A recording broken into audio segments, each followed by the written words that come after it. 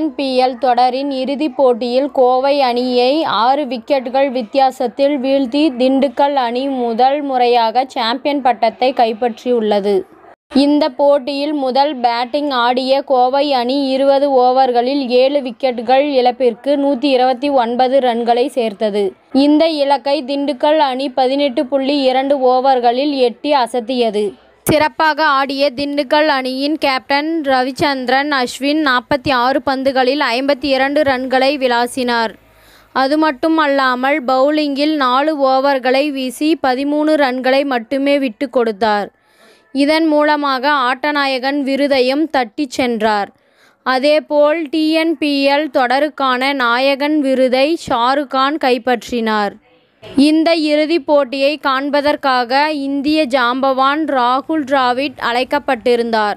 இதன் பின் சிறப்பாக விளையாடி ஆரஞ்சு கேப் வென்ற சிவம் சிங், பர்பிள் கேப் வென்ற பொய்யாமொழி ஆகியோருக்கு ராகுல் டிராவிட் விருது வழங்கி பாராட்டு தெரிவித்தார். இதன் பின் வெற்றி பெற்ற திண்டுக்கல் அணி வீரர்களுக்கு பதக்கம் அணிவித்து பாராட்டினார்.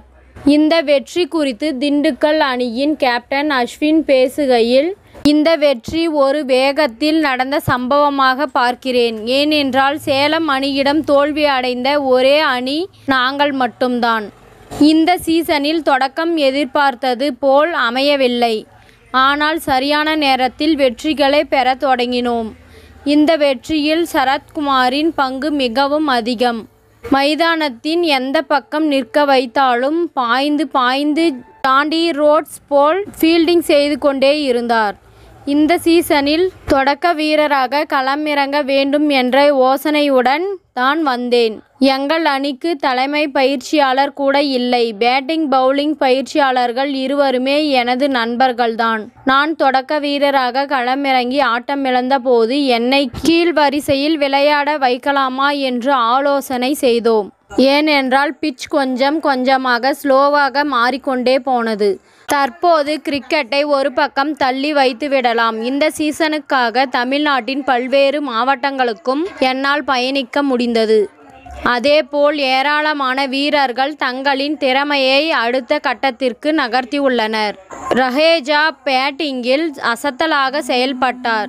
சித்தார்த்தின் வேகம் சிறப்பாக உள்ளது. இந்தியாவின் எதிர்கால இடது ஸ்கை ஸ்பின்னராக இருப்பார். எத்தனை பேர் டிஎன்பிஎல் பார்க்கிறார்கள் என்று தெரியாது. ஆனால் லக்னோ அணிக்காக சித்தார்த் விளையாடியதற்கு டிஎன்பிஎல் தொடரில் சிறப்பாக செயல்பட்டதுதான் காரணம். அதேபோல் சிவம் சிங் மற்றும் சந்தீப் வாரியர் இருவரும் தங்களின் ஆட்டத்தை அடுத்த கட்டத்திற்கு கொண்டு சென்றுள்ளனர். கடந்த 2 ஆண்டுகளாக டிஎன்பிஎல் தொடரின் முழு சீசனையும் விளையாட வேண்டும் என்று விரும்பினோம். ஆனால் அது நடக்கவில்லை. ஆனால் இந்த சீசனில் முழுமையாக விளையாட முடிந்தது மகிழ்ச்சி என்று தெரிவித்துள்ளார். இத்துடன் இந்த செய்தி முடிவடைகின்றது. நன்றி, வணக்கம். மீண்டும் அடுத்த வீடியோவில் சந்திப்போம். மேலும் இதுபோன்ற சுவாரஸ்யமான தகவல்களை அறிய தமிழ் சிறை சேனலை சப்ஸ்கிரைப் பண்ணுங்க, ஷேர் பண்ணுங்க, லைக் பண்ணுங்க மற்றும் கமெண்ட் பண்ணுங்க.